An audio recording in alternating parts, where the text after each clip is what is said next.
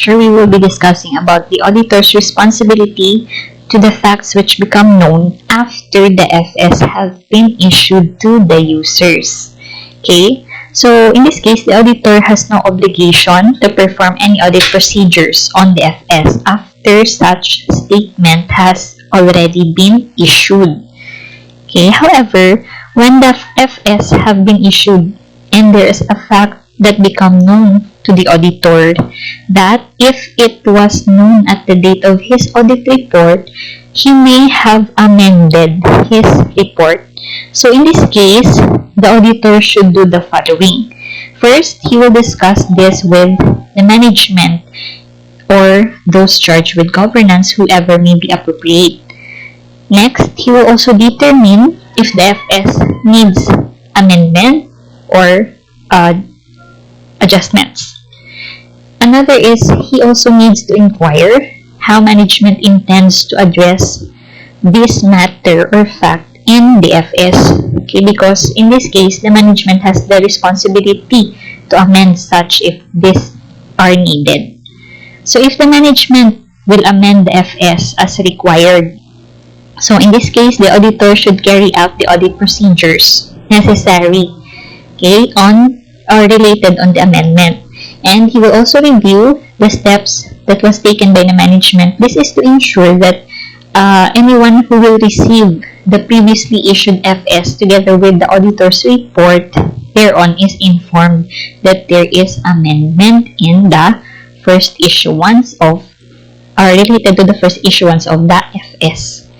Moreover, the auditor should also extend the audit procedures up to the date of the new auditor's report, and he will provide also a new report on the amended FS when the new auditor's report date should be again no earlier than the date of approval of the amendment of the FS. So just like in the first case in the previous video lecture, okay, if you could still remember.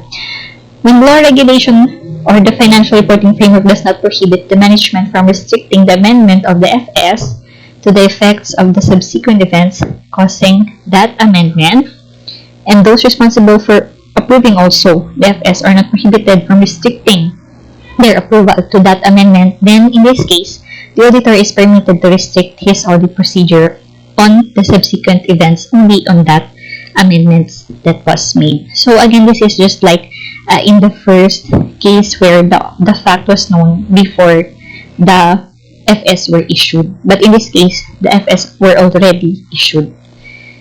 So as such, the auditor either will amend his report to include additional date, so dual dating also.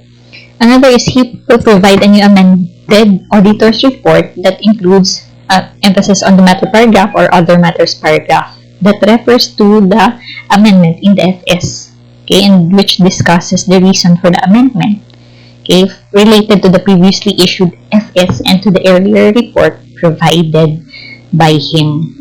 Conversely, if the management does not amend the FS, so in this case, the auditor, however, believes that they need to be amended and also does not take the necessary step to ensure that anyone who receives the previously issued FS is informed, then the auditor should do the following. First, he will notify also the management and those charged with governance that he will seek to prevent future reliance on the issued FS together with his auditor's report. This is to prevent misleading information on the part of the users.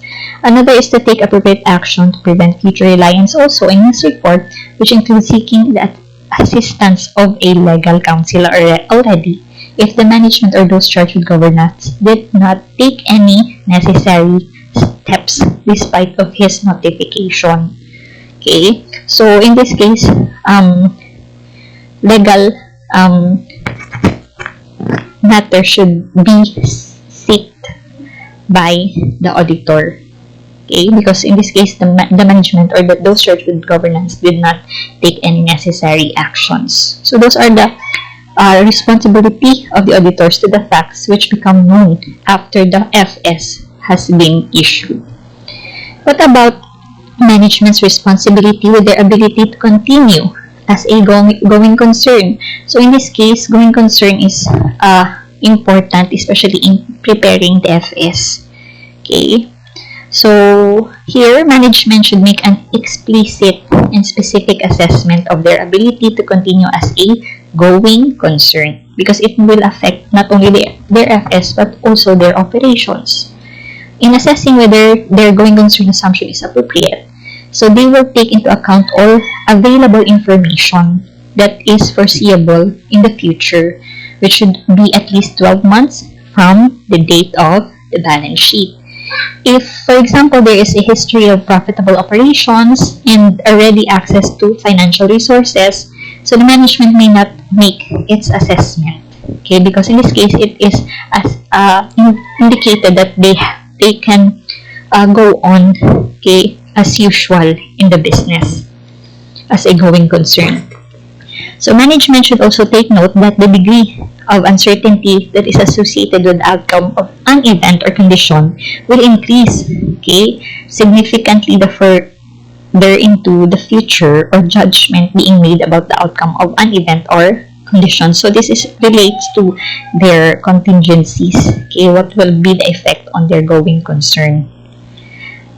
So those are the responsibilities of the management with their ability to continue as a going concern. So basically, they are the ones who will assess it. What about the auditor's responsibility with the entity's ability to continue as a going concern? So here, with respect to this, PSE 570 states that the auditor should obtain sufficient appropriate audit evidence also about the appropriateness of the management's use of their going concern assumption in the preparation and presentation of their FS.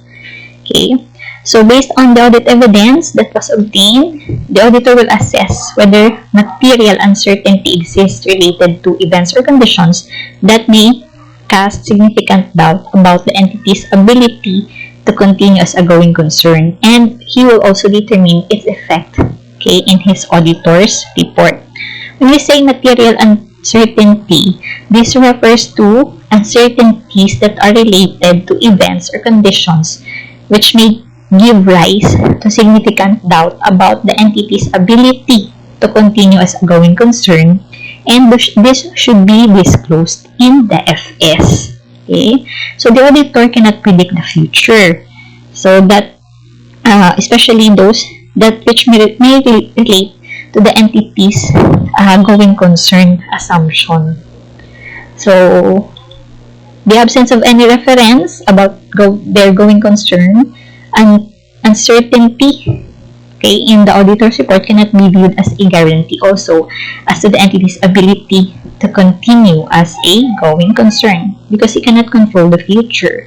So as provided in PSA 570, so here are the following examples or events or conditions that may cast significant doubt about the going concern of the entity if this was not assessed by the management. So this will help the auditor, okay, in his assessment of their going concern assumption.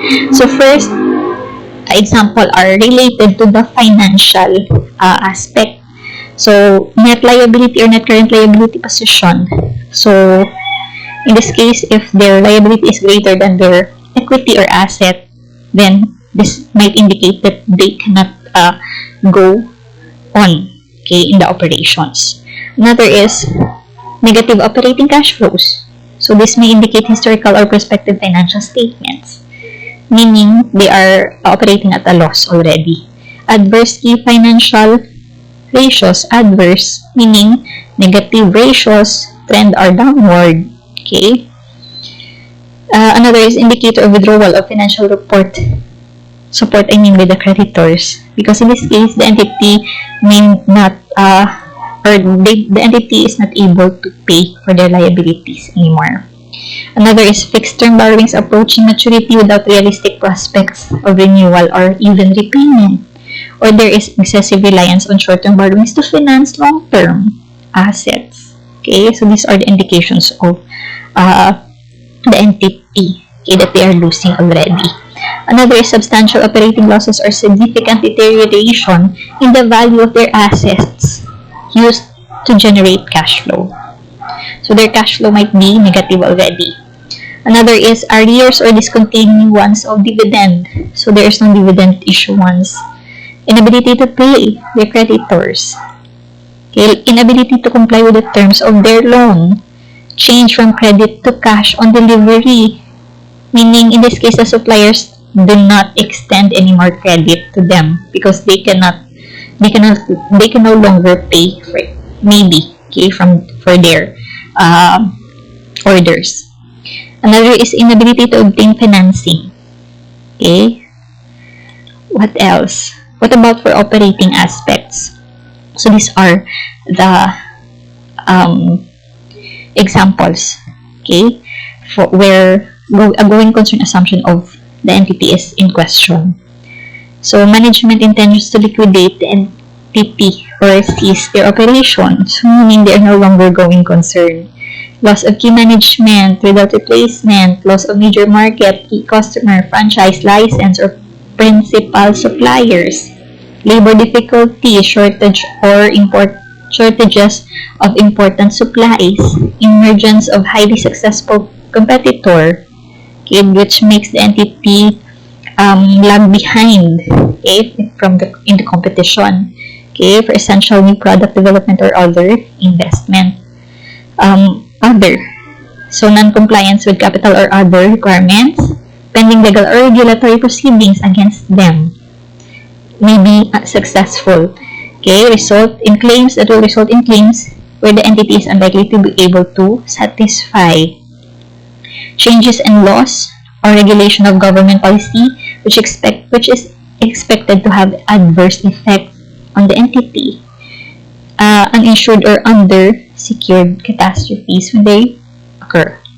Okay, so when events or conditions have been identified that may cast no significant doubt on the entity's ability to go or to continue as a going concern, in this case, the auditor should obtain sufficient appropriate audit evidence to determine whether or not a material uncertainty exists through performing additional procedures.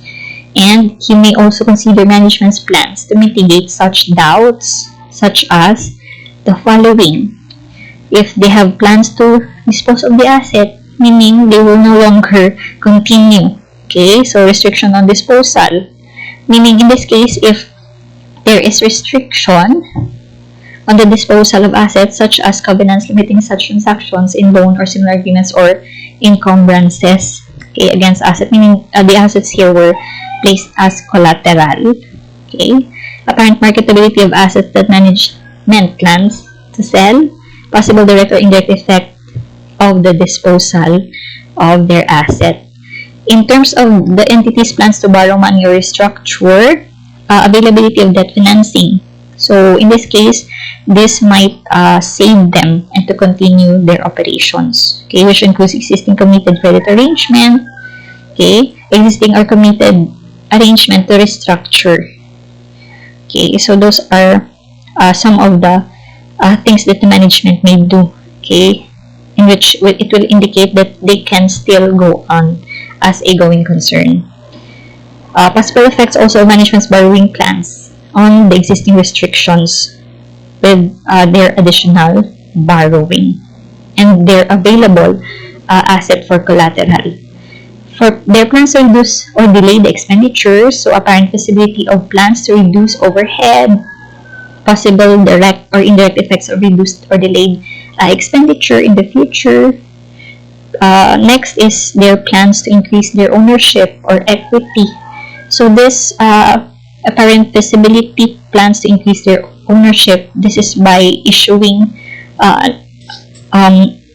another set of shares. Okay, existing or committed arrangement to reduce current dividend. Okay, so those are the auditor's responsibility with the entity's ability to go as to continue as a going concern. So these are the things that he should understand in determining. Okay, so to continue, what are the reporting responsibilities to an entity's going concern problem? Okay, so in this case, And the auditor concludes that the use of going concern assumption is appropriate, but a material uncertainty exists. So the auditor here shall determine whether the FS adequately disclose the principal events or conditions that give rise to this uncertainty, as well as the management's plans for their future action.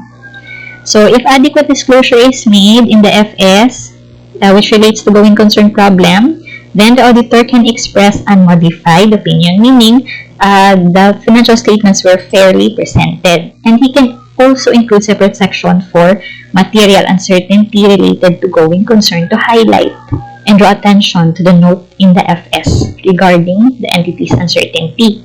And he will also state that these events or conditions indicate that a material uncertainty exists that may cast significant doubt about the entity's going concern, and the auditor's opinion is not modified with respect to this matter. Okay, so if adequate disclosure is not made in the FS related to going concern problem, so in this case, the auditor will express either qualified or adverse. Qualified meaning there is a part of the FS is there is a part of the state FS that is misstated, or meaning the FS is really misstated at all because there was not an adequate disclosure made. If in the auditor's judgment the use of going concern assumption is not appropriate, but the FS have still been prepared on a going concern basis, so in this case, the auditor will issue an adverse opinion because if the entity is no longer able to continue as a going concern, then their financial statement should be measured according to their NRV, okay, and not on the other measurements. Okay. If the management is unwilling to make or extend its assessment when requested to do so by the auditor, then in this case, the auditor should consider the need to issue qualified opinion or even disclaim an opinion, because this will result into limitation of the scope. Meaning, the auditor here cannot obtain sufficient appropriate audit evidence because of the unwillingness of the management for such assessment. Okay, so those are for the reporting responsibilities to an entity's going concern problem.